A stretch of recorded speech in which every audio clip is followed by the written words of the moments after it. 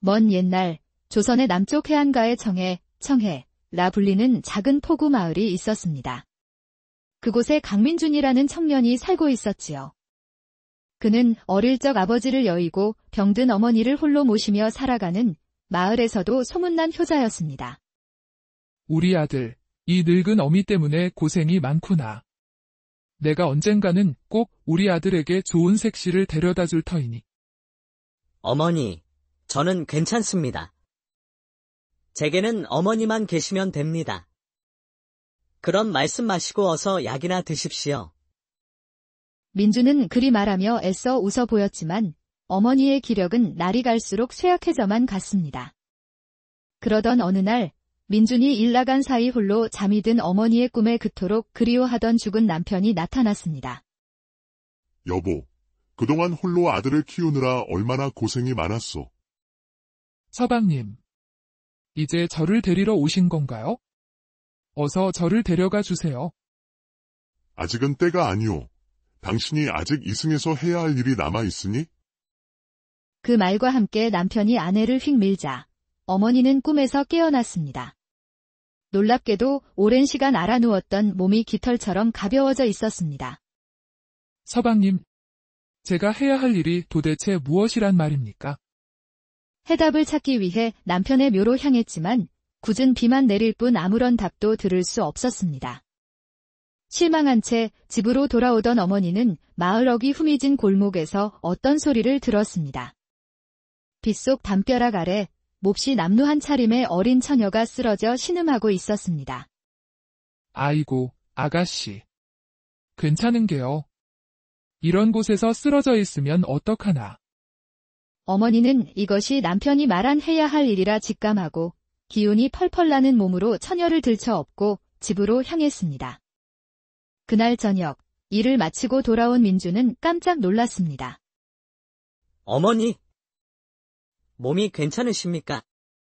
그런데 뒤에 있는 저 처자는 누구입니까? 오갈 데 없는 가여운 아이란다. 하늘이 맺어준 인연인 듯하니 우리와 함께 살자꾸나. 우리 셋이 힘을 합치면 못할 것이 없겠지? 처녀의 이름은 최유진. 그녀는 자신의 과거에 대해 아무 말도 하지 않았지만 민준과 어머니는 더 이상 묻지 않고 그녀를 가족으로 받아들였습니다. 하지만 기적 같았던 어머니의 건강은 오래가지 못했습니다.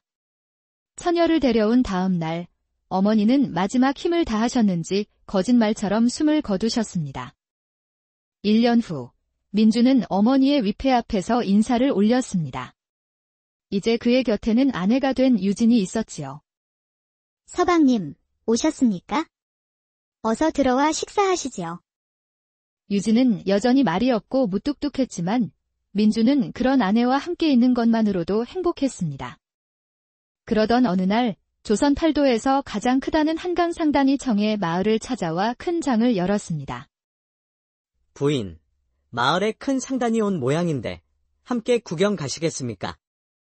분명 재미있을 겁니다. 민준의 손에 이끌려 나간 장터는 난생 처음 보는 화려한 광경으로 가득했습니다. 민준은 어린아이처럼 들떠 있었지요. 세상에, 부인. 저것 좀 보십시오.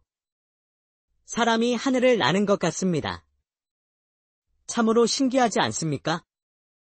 하지만 유진은 아무런 반응 없이 상단의 배 위에서 장부를 살피는 한 사내를 뚫어져라 쳐다보고 있었습니다. 뭘 그리 쳐다보는 게야? 얼굴 뚫어지겠다. 보아하니 까막눈 같은데 쳐다본다고 그리 읽히기라도 한단 말인. 무슨 말을 그리 함부로 하시오. 사내는 코웃음을 치며 안으로 들어가 버렸고 유진의 얼굴은 수치심으로 새빨갛게 물들었습니다. 부인, 저런 자의 말은 신경 쓰지 마시오. 어서 집으로 갑시다. 그날 밤 민주는 옆에서 흐느끼는 소리에 잠이 깼습니다. 아내 유진이 베개에 얼굴을 묻고 서럽게 울고 있었습니다. 부인, 어찌 그러십니까? 혹 낮에 있었던 일 때문이요. 서방님, 저 글 공부를 하고 싶습니다. 그 순간 민주는 아내가 왜 그토록 사내를 빤히 쳐다봤는지 깨달았습니다. 사실 저는 한양 김중현 대감의 딸입니다. 아버지가 돌아가신 후 친척들에게 모든 것을 빼앗기고 도망쳐 이곳까지 오게 된 것입니다. 한낱 상인 따위에게 까막눈이라 무시를 당하니 더는 이렇게 살 수 없다는 생각이 들었습니다. 제발 제가 그를 배울 수 있게 도와주십시오. 그런 사연이 있었을 줄은.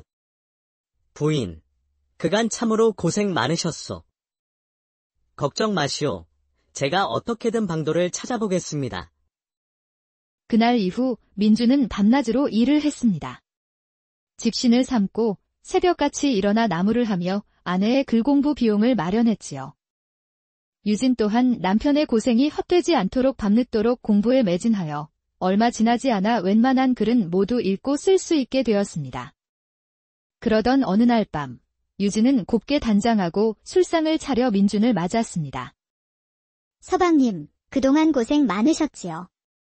드릴 말씀이 있습니다.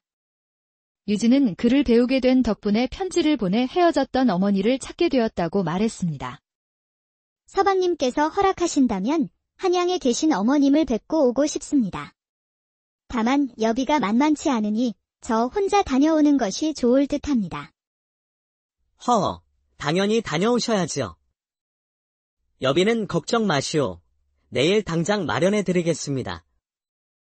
다음 날 민주는 주인 집의 세경을 당겨받아 100냥이라는 거금을 아내에게 건넸습니다.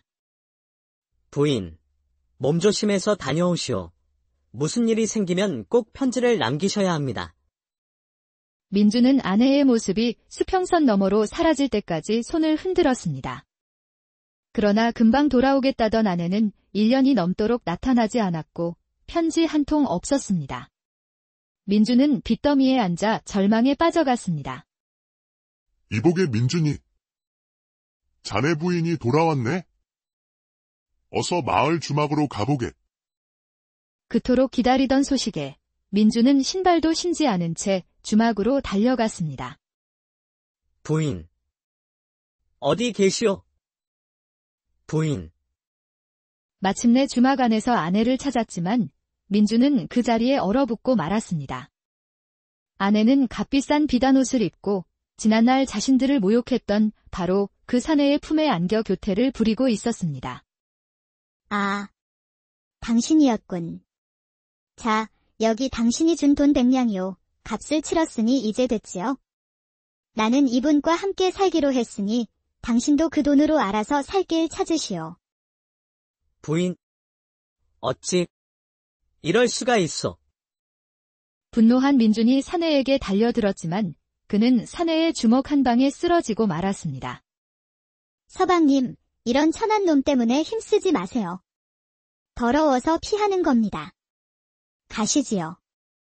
두 사람은 민준을 비웃으며 주막을 떠났고 민준은 그 자리에 쓰러져 하염없이 눈물만 흘렸습니다. 그날 이후 반쯤 넋이 나간 민준은 아내가 던져준 돈으로 매일같이 술을 마시며 방탕한 생활을 했습니다. 어머니도 가시고 부인도 나를 버리고 이제 나 혼자구나. 더 살아 무엇하리. 모든 희망을 잃은 민준은 차가운 강물에 몸을 던졌습니다. 의식이 흐려져 갈 때 그는 꿈속에서 어머니를 만났습니다. 아들아, 인연은 돌고 도는 것이란다. 아직 내가 할 일이 남아있단다. 헉. 소리와 함께 눈을 뜬 민준의 앞에는 낯선 천장이 보였습니다. 정신이 드시오. 내 딸이 아니었으면 큰일 날 뻔했소. 그들은 바로 한강 상단의 주인 김대방과 그의 딸 수연이었습니다. 괜찮으십니까?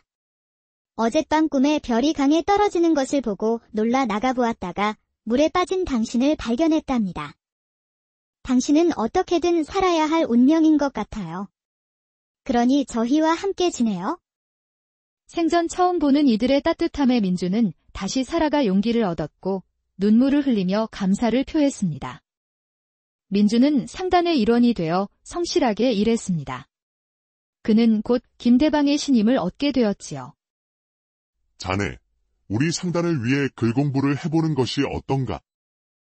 비용은 내가 모두 대겠네. 민준이 밤을 새워 공부할 때마다 수연은 다과를 가져다주며 그를 응원했습니다. 사실 제가 당신을 구하던 날 밤 꿈에 어떤 할머니가 나타나 자기 별을 구해달라 부탁하셨답니다. 아마 당신의 어머님이 아니셨을까요? 어머니께서 저를 살리신 것이었군요. 두 사람은 서로의 아픔을 위로하며 사랑을 키워나갔고 마침내 부부의 연을 맺게 되었습니다. 내 생각에 자네는 이런 작은 상단에 있을 인물이 아니네? 과거를 준비하여 더 큰 일을 해보게. 장인과 아내의 지원 아래 민주는 과거에 급제하여 장원이라는 영예를 안았습니다. 수십 년의 세월이 흘러 민주는 의주의 사도가 되어 백성들의 칭송을 받는 목민관이 되었습니다. 사또 나리. 국경에서 아편을 밀매하려던 부부를 체포하였사옵니다. 죄인들을 확인하러 옥으로 간 민주는 숨을 멈췄습니다. 옥에 갇힌 초라하고 늙은 부부는 바로 자신을 버리고 떠났던 아내 유진과 그 사내였습니다. 그날 밤 민주는 복수심에 불타 잠을 이루지 못했습니다. 그때 아내 수연이 조용히 그의 곁으로 다가왔습니다. 서방님, 아직 안 주무시고 무얼 그리 고뇌하고 계십니까? 아내의 변함없이 아름답고 선한 얼굴을 보자 민준의 마음속 분노의 불길이 차분히 가라앉았습니다. 그는 해답을 찾았지요. 며칠 뒤 자신의 생일날. 민주는 모든 죄수들을 불러 성대한 잔치를 열어주었습니다. 오늘은 내 생일이니 너희들에게 자비를 베풀겠다. 대신 내 이야기를 들어야 한다. 민주는 자신의 기구했던 지난날의 이야기를 모두 털어놓았습니다. 그제야 유진은 사또가 자신이 버렸던 남편임을 알아보고 경악했습니다. 당신이 정말 그 멋은 민준이란 말입니까? 유진은 눈물을 쏟으며 자신의 잘못을 세상 탓으로 돌리며 절규했습니다. 양반집 교수로 태어난 저를 괴롭힌 세상 탓입니다. 왜 저만 이런 벌을 받아야 합니까? 나 또한 당신과 같이 분한 상황을 겪었지만 나는 당신과 같은 선택을 하지 않았소. 악연의 굴레를 스스로 만들 필요는 없는 것이오. 여봐라. 이자들을 끌고 가 당장 목을 쳐라. 망나니의 칼이 높이 들어 올려지자 유진은 그제야 진심으로 뉘우치며 민준을 향해 외쳤습니다. 미안해요, 서방님. 버려진 저에게 잘해줘서 정말 고마웠어요. 다음 생에 만나면 꼭 은혜를 갚을게요. 망나니의 칼이 떨어지는 순간 민준이 손을 들어 멈추게 했습니다. 내 개인적인 벌은 이것으로 끝이오.